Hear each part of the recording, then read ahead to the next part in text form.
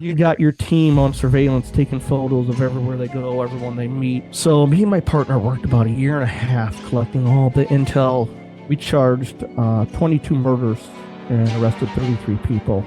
There's so many problems that people have to deal with in law enforcement that the general public doesn't understand.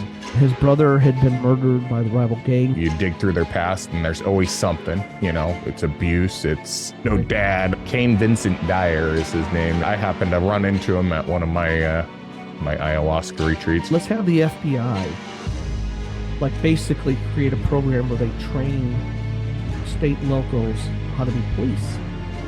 I got selected to go to Quantico. It's unfortunate, but you are going to get looked at sideways, and they're going to question, is this guy fit for duty? That kind of childhood eats up a lot of people, and we know those results. Some people find a way out, and they become some of the most resilient people that there are. All right, welcome back to the Tim Teaches podcast. I'm your host, Tim McCoy. Today, I have the pleasure of welcoming Corey McGookin, a U.S. Air Force veteran, retired FBI agent, and former senior leader at the FBI Academy, where he ran the prestigious FBI National Academy. With over 20 years in leadership roles, Corey is now the coach training director at Performance Protocol. He is also the senior vice president of D2C, specializing in law enforcement relations. Thank you so much for taking time to join me. It's an honor, honestly. Yeah. Well, hey, I'm glad there's people like you with podcasts like this that are, talking about the issues that matter to people. So I'm honored to be here. I kind of like to start out and get a kind of a feel for where people came from. You were in the military, obviously went into the FBI, but can you talk about, did you have parents or influences that led you into the military, or how did you get in that? Grew up in a town called Mishawaka. It's a suburb of South Bend in northern Indiana. My dad was very fortunately an Army vet during the Vietnam time frame. And I say fortunately because when I was about 7 or 8 years old, came home or woke up one morning, ambulance was there, and they said, my dad was very sick. And it's a longer story. He was in the hospital for several months, but it turns out it was the worst case of psoriatic arthritis they'd ever seen. Whoa. So that is, the psoriasis covered, for him, is 99% of the body, and then arthritis in every joint in the body. So he's still with us to this day. Wow. Back then, they'd all, you won't live to be 50. Yeah. But both my parents still alive, still living there. But that set us on a path of living off government assistance basically my whole life. Before then, he was an over-the-road truck driver, so we were still, very much working class. No one in my family had ever gone to college. That was my goal. Leaving high school, the grades were good enough. I went to Indiana State University for 1 semester. And then right before second semester, they said, hey, you're like $800 short. Okay. Because you have a lot of financial aid, but the numbers changed. And I says, I don't have $800. I don't know anyone with $800. Yeah. They said, well, then leave our school. So went back home, I'm going to do something. I'm talking to my dad, and he's doing okay because he had the Veterans Affairs and everything was taken care of him. So he's doing okay. But he said, you can see how the military protected me when I got sick. That's something you should consider. But he said, son, you probably should look at the Air Force. You are not a Marine.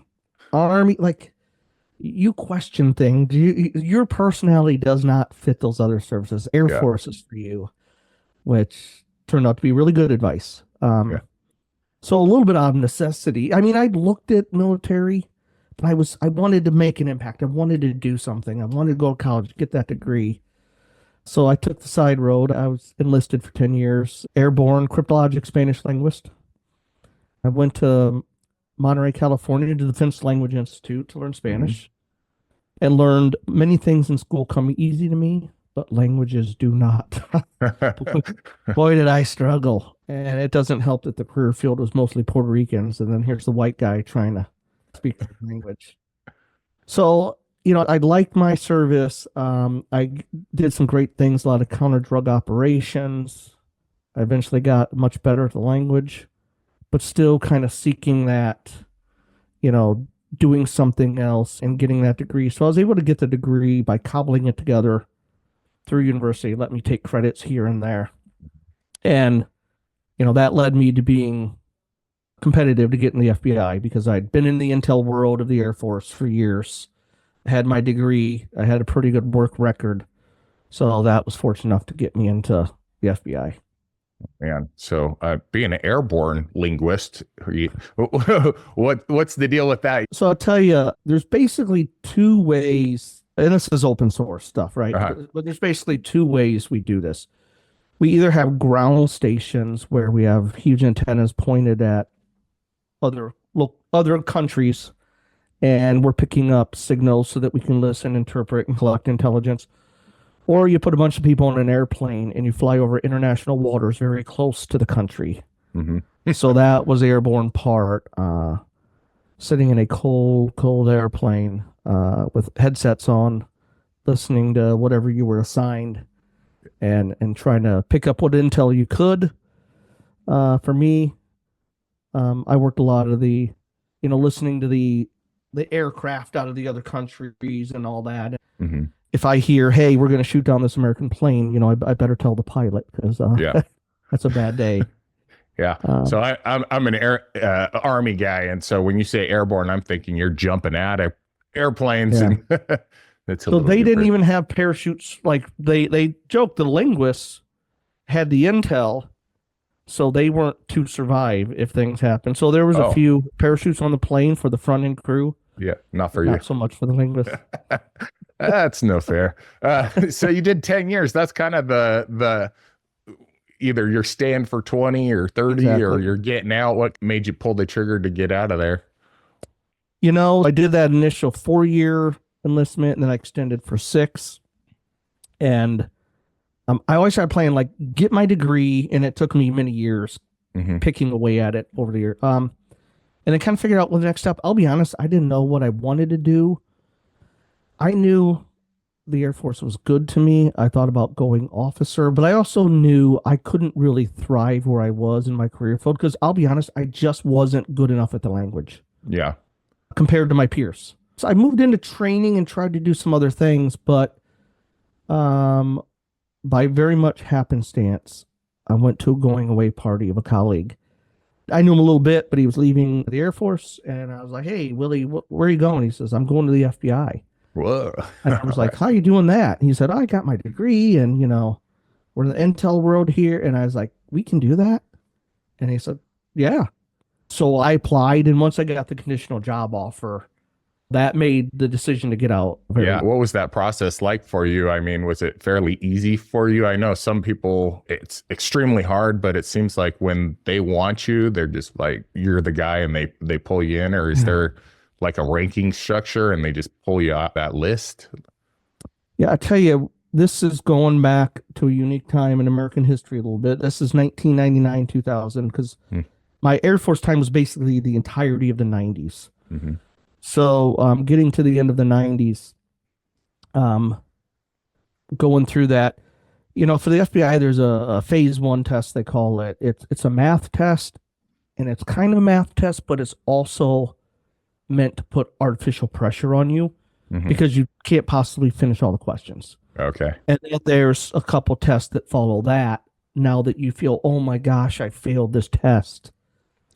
You'll learn later, really, maybe that's a little more what the test is about. I see. And then if your scores are good enough and your background looks like something they want, they'll pull you in and they'll do the written and oral interviews. And I always say, if you really want to ask me what's the job of an FBI agent, find out who has the information or intelligence you need, go to them, talk to them, write it down, and give that to someone who needs it. Yeah. It's literally the job if you really boil it down. So they want to know you can do those things, that you can talk to people, like you're not kind of awkward and struggle with that, and that you can write coherently for others to read. And once you pass those 2 stages, it's really kind of they're just making the call at whatever office you're processing through, whether they think amongst everyone else they're looking at, you're a worthy candidate. Yeah. And so what was kind of the first job? I know you were special agent, but everybody's given that title, right? Basically, when they go through the academy. Yeah, so right in like the FBI, there's like 37,000 employees, 14,000 are special agents. The support staff is all around you. But yeah, everyone who enters to carry a gun and a badge is a special agent. So right after finishing, I remember, I ranked most of the Midwest, trying to get kind of like back near family. My wife's from Michigan, Mm. and we got Chicago as where they were sending us, which was Eventful. pretty darn good. Not somewhere you could afford to live in a great place when you're just starting off, but it was good work. I immediately went to probably one of the busiest squads they had, which was a gang squad in the western suburbs. Well, I'm So it was sure you got. oh, I got 10 years of experience in my first 2 years, I swear. It was nonstop. I had the time of my life, Yeah. but it was nonstop. You just out there hunting bad guys? Is it fugitive work? Or are you doing all kinds of different white collar? What are you Yeah. guys working on? So Chicago's big enough to really take their, 400 or 500 agents and kind of say, you 10 work white collar crimes involving finances. You work mortgage fraud. You work counterterrorism, and like you work gangs. And then, once you say, okay, these 80 or 90 agents are going to work gangs, you kind of start saying, okay, that group works the suburbs, this group works in the city, and you kind of break down the gang so that it's organized.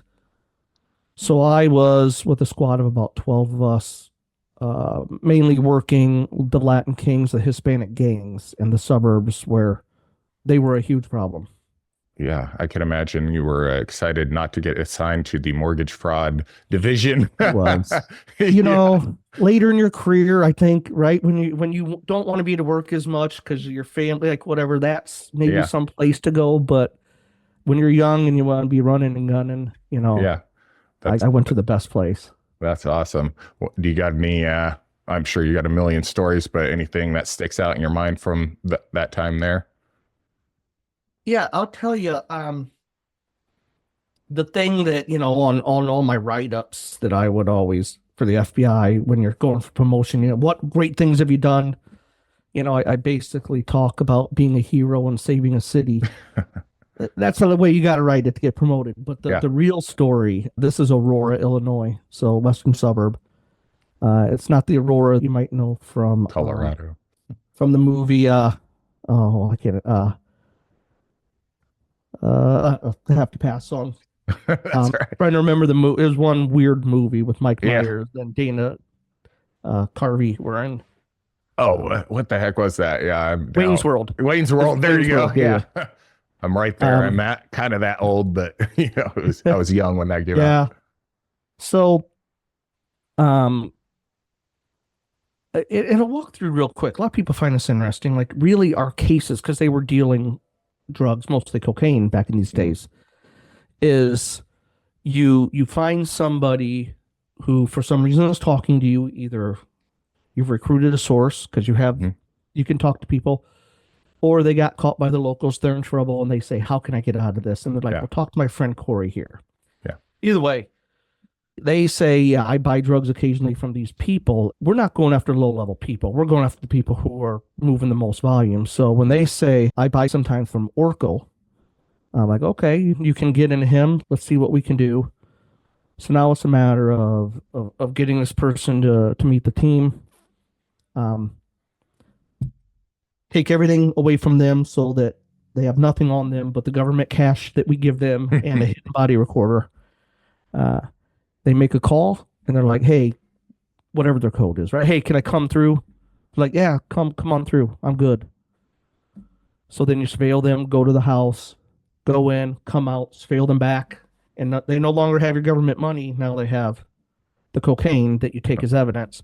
So you've just proven that phone is being used to conduct transactions. You do 2 or 3 of those, and a judge says, "I'll let you do a wiretap for 30 days. Maybe extend another 30, another 30. And when you listen to 3 or 4,000 phone calls from one drug dealer, Yeah, you got him. you got your team on surveillance taking photos of everywhere they go, everyone they meet. It's an easy sweep at the end of the day of 35 people. They all pretty much plead guilty. Yeah. because what are they going to do? Like Yeah. take You're the whole screwed if you time? don't. Yeah. So I'll just tell you, like we did a bit of that, Tim, and like it felt like sometimes you were like, shoveling the ocean because then they were just replaced and more were Yeah. coming. So we wanted to go after the worst of the worst and see if that would make a difference. So we tried to use the RICO Act, which is, was built for the mob, a way to Mhm. really attack the mob and basically charge a group with individually what they've done, but put them together and say you're all responsible for everything everybody's doing because you're acting in accordance. Yeah. So me and my partner worked about a year and a half collecting all the intel and all the evidence we needed to do that. And at the end of the day, the federal U.S. Attorney's Office just wouldn't prosecute it. Whoa. And I could tell they had a RICO hadn't been done in Chicago in like 30 years. Mm-hmm. And it was a lot of work. And they're like, just do those drug cases. They're easy. So I was very frustrated. And I knew, like from what I explained, some of the targets you end up going after are a little bit who comes across your radar. So it's not as strategic as you'd like sometimes. Mm-hmm. And we were being strategic. And we thought this would make a difference. So we took it to the state attorney within the county. And these prosecutors are just a different breed. They're like, Mm-hmm. heck, you got some evidence there? So we'll take a swing. We don't care if we lose the case. Might as well try. So what we found is that we'd collected a lot of data over the years, or a lot of information within the reports on some of the murders that had happened. And we were able to now say, let's go after these cold case murders Mm-hmm. that they knew, the cops always knew who did it, but no one would talk and there was no evidence. So we took all the people we'd arrested federally who cooperated and went back to each one of them. What murders do you know? Amazingly, many of them were present for many of them and had great information. We ended up doing a special grand jury, and from my internet search, what I would say is the largest cold case murder sweep ever done. We charged 22 murders and arrested 33 people in one big sweep. That's amazing. And why it's so interesting to me is because our hypothesis was right. We took some of the worst shooters off the streets who instigated the back and forths between the gangs. Mm-hmm. Aurora's averaging about 20 murders per year back in those heydays, which per capita or whatever, comparing to Chicago, was on par with what was happening in the city. Like 2 years later, they went down to like 5 murders. Like 3 years later, they had 0 murders for the first time in 100 years. So it was those dudes who were causing all the mayhem. Yeah. The city really did rebound a little bit. Like some businesses started coming back, like the Reputation, and it wasn't just us. The ATF was there. There was a lot of great charities doing work, Ceasefire. Like, so it was a all in kind of thing, but it was fantastic to be part of that and see there's a lot of people growing up in those neighborhoods who are pulled into it because that's what everyone around them is doing it. Yep. But some of them, it's just not in their heart. If you can scare them or get them off that path, they'll take another path. Yeah. I get kind of frustrated because, I was, in law enforcement a little bit, but it just seems like you were talking about, it's just like a never ending flow. You pull one drug dealer off and another one just pours right into there. Is there a solution? Or, I mean, it just seems like a never ending problem that they've been battling this for 50 years now. Yeah. War on drugs from the 80s. Yeah. I really think as long as there's a demand, someone's going to fill it. I do not think we will ever get away from that. And that probably is a long, deep discussion about why there's a demand in society. But I don't think there's any easy answers. The enforcement maybe slows it a little bit, but there's no like stopping it with law enforcement.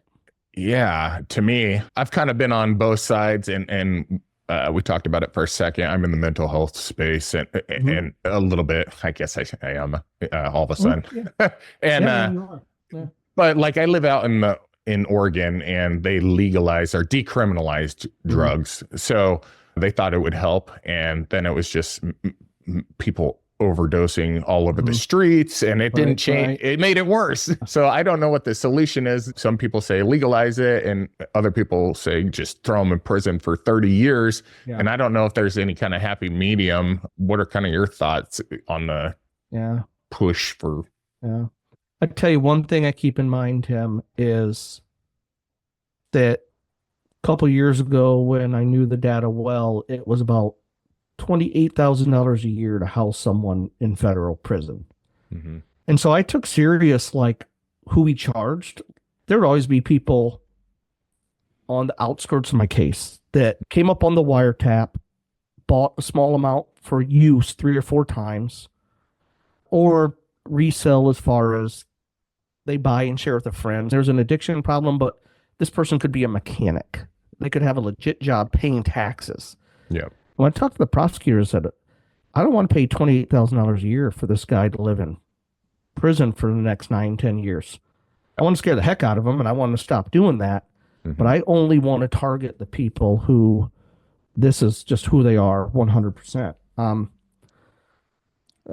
Didn't exactly answer your question there, but I think the legalizing isn't the answer. I mean, there's pros and cons. I'm sure you could find a few pros, but there's a whole lot of cons as well. Yeah, absolutely. It's such a tough thing for me because I've seen both sides. And I was working in rural Oregon, pull somebody over and they got a little bit of meth, but their license is expired, no insurance, no registration. Right. They can barely afford anything. Throwing them in jail isn't going to improve the situation for their kid that's in the back seat. Exactly. And it's like, and then do you throw the kid in foster care and that makes it even worse down the road? It's so tough. I mean, there's so many problems that people have to deal with in law enforcement that the general public doesn't understand. They don't see it.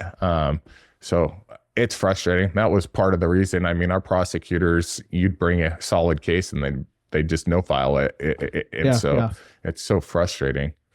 And they do have, right, their workload, and they're like, in Chicago, here's Corey bringing his FBI case that he's been working on for over a year. He's proud of, but they got an DE agent, an ATF agent, like, in their desk is piled. And so I also understood like why sometimes they put you off or say, our threshold's higher than that. We're not going to go after that just because they don't have time. To me, it seems like the biggest solution or biggest way we could improve is improving society as a whole. And I know that sounds like a great, grand idea, but the amount of money we spend on things, and I'm not too political, so I'll try to stay out of that, but we spend billions of dollars on lots of different things that we could kind of refunnel that money into some of these communities that need help and education. And let me tell you one more story, if you don't mind, Tim. Right on this point. So the cases became just the same thing over and over and over. Like I said, that's how you get so much experience so quickly. But I had a case, and right to what we were saying, I'd done everything I did in all the previous cases, and the prosecutor's like, I don't know that this is ready for trial. Mm-hmm. I should have known they were just busy and they were putting me off. But they're like, you need someone from the inside, even though you got all these, wiretap calls, that can really explain it. I was like, what? I can explain it as an expert that they're saying tires for ounces of cocaine because no one else orders 3.5 tires. That's just stupid. It's really a bad code. Yeah. But put me off, and I was like, okay, so something in the wiretaps, there was somebody whose name was Andy, and I thought, he's not the same, right? He's right in the middle of this. His brother had been murdered by the rival gang, so him as a little kid was like royalty because of his brother and this weird dynamic that they live in. I thought, I think Andy would be that person who would cooperate. Mm-hmm. So I was the case agent. It was my case. So I told the team, I was like, hey, here's what I want to do. I want to go find a reason to talk to Andy and give him the opportunity before anyone else knows that we're on to him. But if he cooperates, it's much better for him.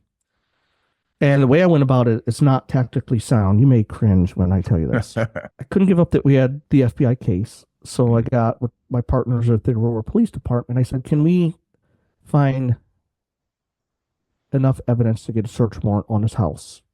It's an excuse to go in without using any of the evidence from the federal case. Yep. So we carved off a few things we had that would never leak to our case. I said, but the way I want to do this, no marked units.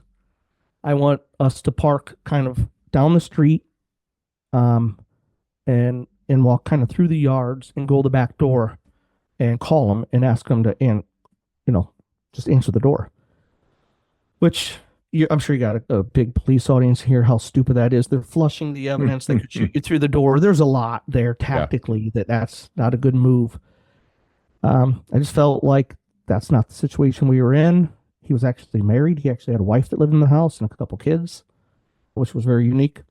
Mm-hmm. So we called him. He came, opened the door. We went in, and no one in the neighborhood really saw it happen. They went to search. I sat at a table with them, and I gave them the big pitch. Hey, we got you. You're screwed. I'm an FBI agent. You got an opportunity right now to maybe make some decisions. And I could tell he was just waiting for me to shut up. And when I finally put it all out there, I said, well, what do you think? He said, I've been waiting for this opportunity my whole life. All right. And he's like, I'm just tired of this crap. And, we're doing this and that, and these kids are seeing this, and that's not right. So, I was like, okay, you're going to meet me. And I started, meeting him, talking to him, setting him up with a recorder to go do a few calls. Pretty soon, it became easier. I just, I don't want to say issued because that's the wrong word, but I gave him a body recorder. Yeah. That was, not going to describe what it looks like, but yeah. I think even if people saw it, they wouldn't really know it was a body recorder. And he just started driving around. He goes, hey, Corey, there's this guy I just passed. He did a shooting 3 or 4 years ago. I bet I can get him to talk about that. I'm like, get it done. Right. So he would go somewhere, turn on the recorder, give a little preamble, hide it, go have the conversation, give a postamble, explain what happened, turn it off, meet me. I would download it. He did that for months. Oh my gosh. And why it's really interesting is at the end of the day, the case came down. He tested 3 people decided to go to trial because they were doing so much time regardless. And they thought they wanted to see him have to testify. One of their buddies. And he had no problem. Well, it wasn't easy for him, but he's doing it. And then they got all over 30 years. The prosecutors wanted to give Andy 15 years. And I was like, man, with everything he did, it's not my call. Once it's in that phase, it's prosecutors. It's not my call. But I was like, come on. And they got him down to 7 years because of my begging.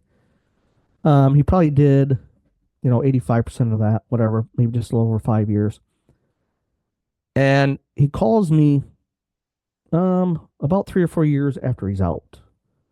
And I thought it was weird. I don't know how he got my number. I don't remember. I thought that was weird. But he said, I bet you're wondering where I am. And I said, yeah. And he was living on the West Coast. He told me he joined this program. He got all this education while he was in. Goes to this program where they hire people coming out of prison, kind of a manual labor kind of operation. He worked hard, stuck around. They kept him. They eventually gave him a little mini manager job. And he called me to tell me he'd just been promoted to vice president of this company. Wow. And he was, over one part, and he had about 300 or 400 people. A lot of people coming out of prison.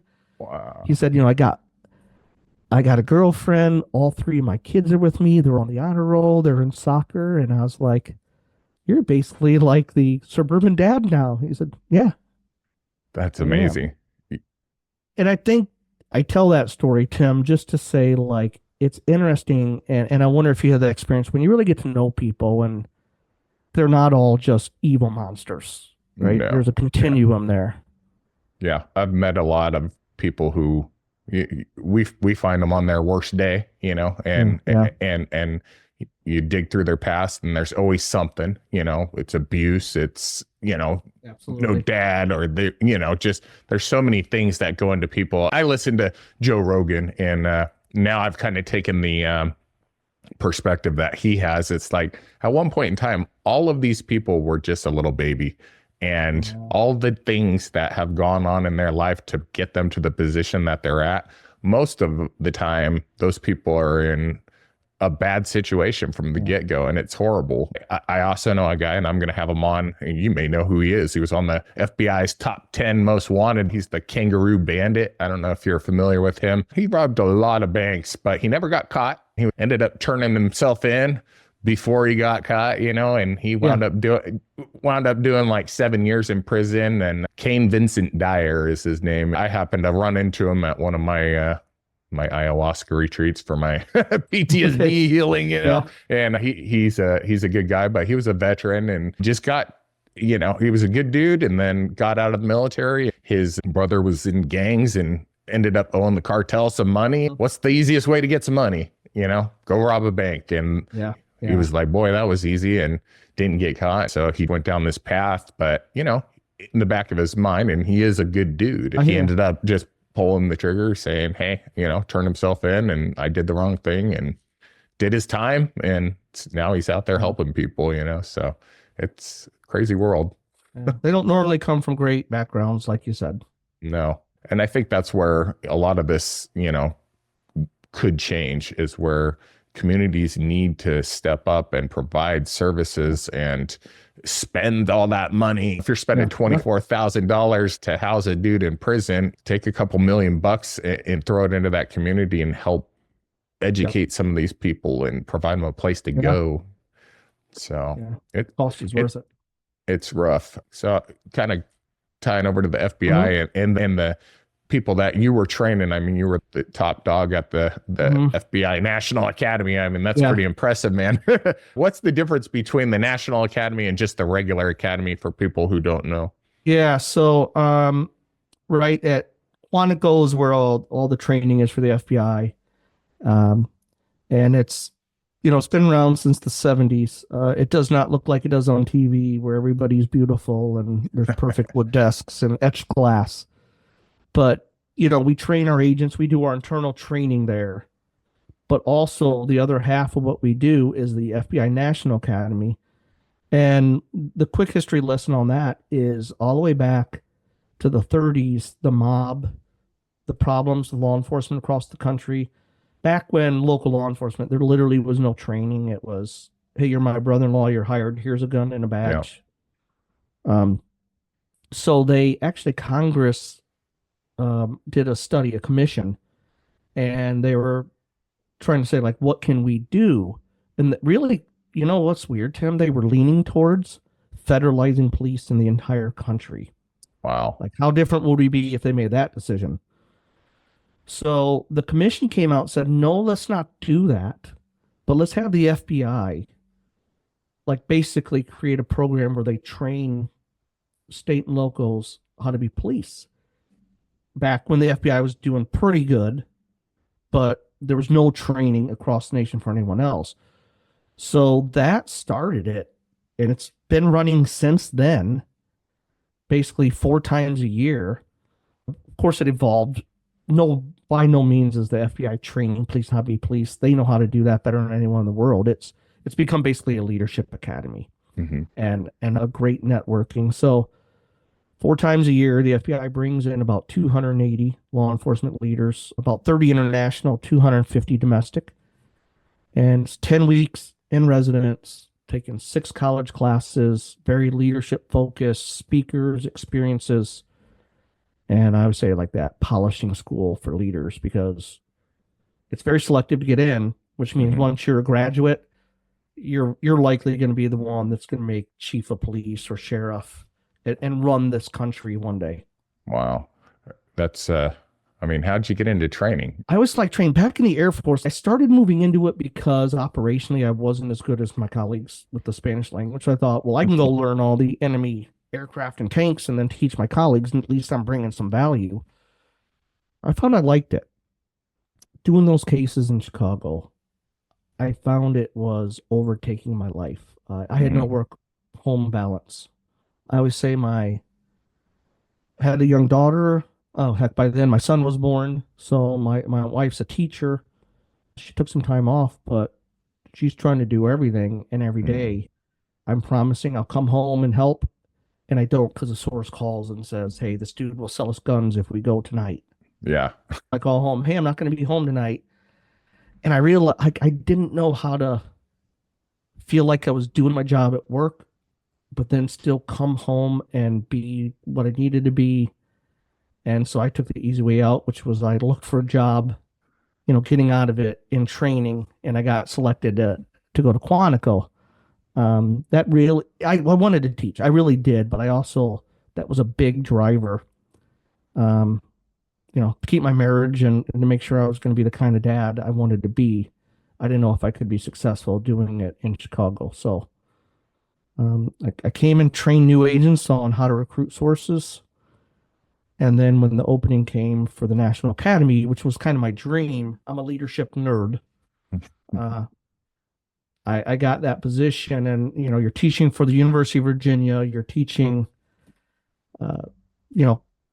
leadership classes, graduate and undergraduate, to all these incredible officers. It's just like it was a dream job. Yeah. So I put myself fully in learning everything I could and trying to be good at it. After a couple of years, I got promoted to run the instructional staff. And if you stick around long enough, they'll put you in charge. So that's what I found happened. My last couple of years, they asked me to run the program itself. Man.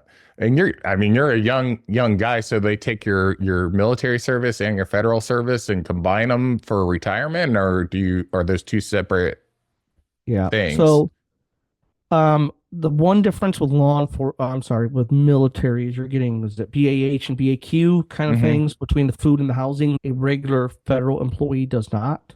So when you say, "Hey, I want to count my 10 years Air Force time," they say, "Well, you got to buy those years back." And it's the calculation towards whatever.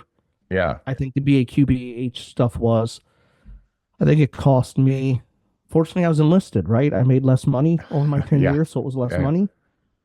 I think it was $16,000 for me to buy my 10 years, but that's adding 10% more onto my retirement, forever. Yeah. So well worth it. But that's kind of a silly deal that you got to buy it back. It's like you did the time. They can't let you have anything. Got to take. And then the FBI, there's mandatory retirement at 57. Oh, wow. So the latest you could get in is 37. Most people get in just like I did. I was at 31, normally about 30, 31. So you hit that 50, 51 mark. It's a good time to get out because you can retire, start collecting, and then go have a second career, go do something else. So a lot of us get out when we're eligible. And you start at 34% of your high three when you hit 20. Now, every year after that, you get another percent. So again, I bought back my 10 years. So it moved me up to 44%. Nice.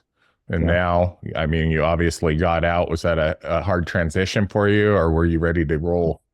I think I was ready. And here's a big advantage I think the FBI has. Mandatory retirement at 57.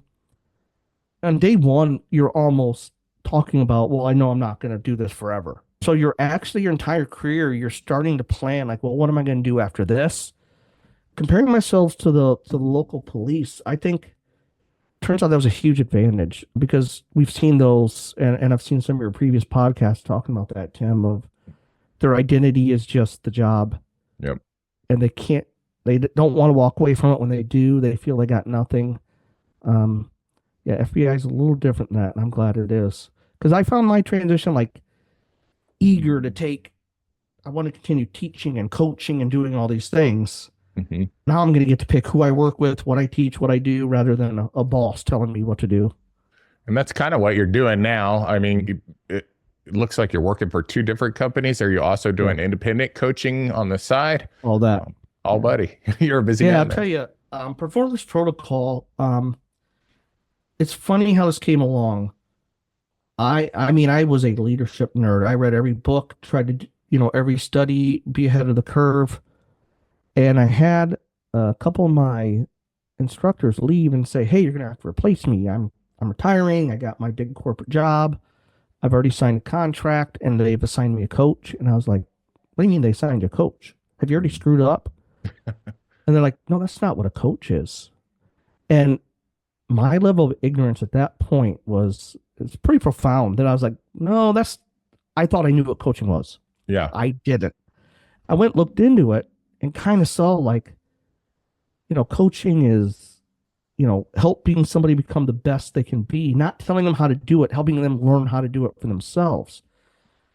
And that one instructor even said, "Hey, Corey, anyone with, a lot of decision making and power in the civilian world gets a coach, because if you screw up, you lose the company several $1 million. They don't just leave that up to chance. They support you."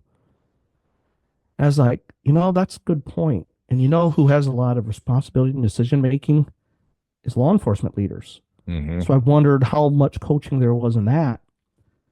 I looked, and other than a few individuals, it didn't look like it existed. Mm-hmm. So I thought, I'm going to get certified. I'm going to add this to what I do in retirement. And I did. I got my ICF certification. In retirement, somebody hooked me up. They're like, "Hey, there's a company that does it for law enforcement." And I called and talked to the CEO, and I said, "I'd like to be one of your coaches." He called me back about 2 weeks later, said, "We're still basically a startup at this point, and I don't think I have the talent to build what needs to be built. So I don't want you to be a coach. I want you to be the coach training director." Yeah. Like, I'm the unicorn, law enforcement background, Yeah. certified coach, the National Academy background with that entire network. Like, they're like, "You could really help, make this go." So I took on the job of, hiring and training and managing. We got about 100 coaches, but I love it. And it's right in line with what you talk about, Tim, of helping people, because um, we have a lot of great coaches who like to specialize in the mental health and some of those areas. Mm-hmm. And with coaches, a chief will get talked into it. A sales team does that.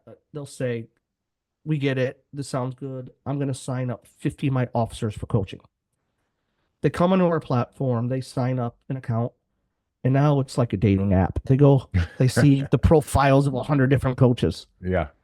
and they're all kind of unique. And they might say, "Well, what I really think I need to work on maybe is, relationships with my spouse and my mental health and maybe my fitness, whatever." And they pick coaches, and they, just through Zoom, they start maybe weekly coaching sessions. And I've always told the company, don't let this get mixed up with EAP. I think EAP has great stuff, but we both know nobody will use it. Yep. There's great resources that are ignored, and that gets into people's identity and why they won't. They're a little weaker. I'm the helper. I'm not the person who needs help.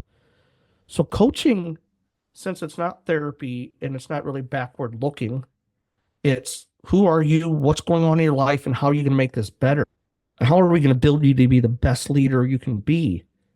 People will accept that and start getting into those areas that can be very helpful for their mental health. Yeah, absolutely. The EAP is, if you're going in and talking to the mental health person, it's unfortunate, but you are going to get looked at sideways, and they're going to question, is this guy fit for duty? And it's very, very unfortunate. I mean, it's, I did a short 10 years as a reserve deputy, but came in with 4 other guys who all went full time, and almost all those guys, I mean, you look at them now and they've aged 10 years more than me, because they're just day in, day out dealing with the worst possible stuff. Yeah. And I guarantee you, I know they don't talk to anybody, their relationships have, gone all over the place. Most guys have been divorced and are alcoholics or and it's frowned upon to get any kind of help. But that's very unfortunate. So doing it the way you guys are doing it with coaching is that's a positive, because it's like, oh no, I'm just improving my career. Exactly. Get them in the back door. Yeah. Yeah. Tim, is your audience familiar? Do you talk much about like the ACE test, the Adverse Childhood Experience Test? No, I haven't. No, let me tell you, I think there's something really important here. So the ACE test, Adverse Childhood Experience, it's 10 questions. Mm-hmm. And it's going to ask you, did you ever experience this in your childhood before you're 18, right? And there's going to be the traumatic type events. It could be financial. It could be, abuse, things like that. But what's fascinating is that you get a point for each time you say yes. That's the test. So data shows that those who scores 4 or higher, like they start giving these outcomes in life of more likely to, become an alcoholic, end up in prison, attempt suicide, actually complete suicide, all these statistics that come from this. And the national average, I think it was like a 2 point something, like 2.2. Well, there's a hypothesis from some of the really great instructors, Paul and Don at the National Academy, that the suicide issue and the addiction issues are not because of the job. People bringing that from their childhood with them. We brought the ACE test to the National Academy for a few sessions and realize the National Academy they call themselves the 1%ers. It's highly, highly selective, like the best of the best. Even at that, the average ACE score for the 280 was always over 4. It's like 4.5 for the first session, 4.7 for the next. The guy who brought this in and taught a class on this at the National Academy on resilience admitted he was an 8 on that test. Every bad thing that can happen in childhood happened to him. And he had several siblings, grew up in the same environment. They all went the path, unfortunately, of drugs and overdoses and all those bad outcomes, and he became an FBI agent. That kind of childhood eats up a lot of people, and we know those results. Some people find a way out, and they become some of the most resilient people that there are. And it leads them to say, I want to be the person helping that wasn't there for me. And they come into the professions like law enforcement. So that's why we see these much higher scores. But the thing is, that's still in their background. And like we mentioned, they don't deal with it. They don't talk about it. Now they have a career that the data's not really there, say if it exacerbates it or actually mitigates the problems, but they're seeing bad things and they're going through the career and there's so many bad outcomes. We lose more officers to suicide than in line death duties every year. And the numbers are higher than even reported. Single car accidents often are suicides, not single car accidents. So that's just a talking point. Fascinates me that if we can get people to deal with the crap from their childhood a little bit, we may be able to get ahead of this, but that's tough. Yeah. And it's, for me, I'm kind of like thinking about it, and who knows what I would score on that. I'm sure it wouldn't be great, but, doing a test like that to bring people into law enforcement, having them go through that. And I know you guys do psychological testing and stuff like that. But some of those guys are the best officers I've ever worked with. I have people that are very, very close to me who have been abused and stuff in their childhood, and then they went on into these law enforcement careers. But it's because of that, that's why they took that path, is because they want to get the bad guy or whatever and be the hero. And that's cool, but it does affect them long term, because now you're stacking bad on top of bad, for me, I came into it not necessarily with the childhood stuff, but with PTSD and some anxiety. And my childhood was, it was good, but there was highs and lows. And so I jumped out of the career. I knew it was time, and a lot of guys don't do that. A lot of guys just keep going for 25, 30 years, and then they retire. They have no identity. They hit the bottle. Then they, unfortunately take their own lives, and it's terrible. We tried to teach that, a lot of this at the academy, and really trying to educate the leaders. Like, we know a lot of them, they needed it for them, but to really try to go back into their cultures, things, and a lot of the, the post-traumatic growth and how you can become resilient in spite of the bad things. And it's a lot of mindset stuff that we teach, gets into a lot of the psychology. So I'd like to talk about the ACE test, and I find a lot of people don't know much about it, and online and find it. It's everywhere. It's not a law enforcement thing. It's actually an insurance thing there are absolutely ways with intention you can grow to be more resilient and get Mhm. the mindset. But it doesn't happen by chance. It takes a Mhm. lot of effort and intentionality to get there. Yeah, I spent time with the VA, and they were just cycling those dudes in and out of there, and you felt like it's like you get one appointment every six Yeah. months, and they're not helping you. Maybe they want to, but they're so overworked. Mm-hmm. It's horrible, and so they'll throw a bunch of medication at you. And Yeah. I'm sure you've heard about me talk about the psychedelic thing, and Yep. there's so many veterans, and I'm kind of curious your take on it, because I don't think it's a cure-all across the board. These MDMAs Mm-hmm. and all the different stuff people are starting to use, but the VA is looking into using some of these different therapies to help veterans. And I know it helped me, but I did it. I did, ayahuasca. Mm-hmm. And then I came home, and a week later turned in my badge and said, thanks, but when you find out where I've been, you're probably not going to be pleased, but it Yeah. helped me. It was like, a light Yep. switch for Yep. me. So I'm curious, like, that obviously federally it's illegal, Right. but, do you personally see any kind of shift coming for agencies? Yeah. That's the real sticking point is no, like, and we keep finding more data, right, to show Yep. there's something here. Like, Hmm. it's not speculative anymore. There's data that shows it Yep. works. But that stigma of that identity of the cop having, can't be someone who's ever engaged in something, but until things got, I think, legalized to a point where um, there was kind of acceptance across the normal person, I don't think we'll get there. And I think it's a missed opportunity big time. Yeah, so do I. I definitely don't want, agents that are out there, or cops are doing this on a regular basis, but in a Mhm. medically supervised environment where this officer's been through some serious trauma, or, been in a gunfight or lost, whatever, being able to, maybe they're only 10 years into their career, maybe they go for a week or two to a place that will help them, and then they come back and they get evaluated and say, yeah, you're good to go, or no, you blew a circuit Yeah. and you got to retire, Right. buddy.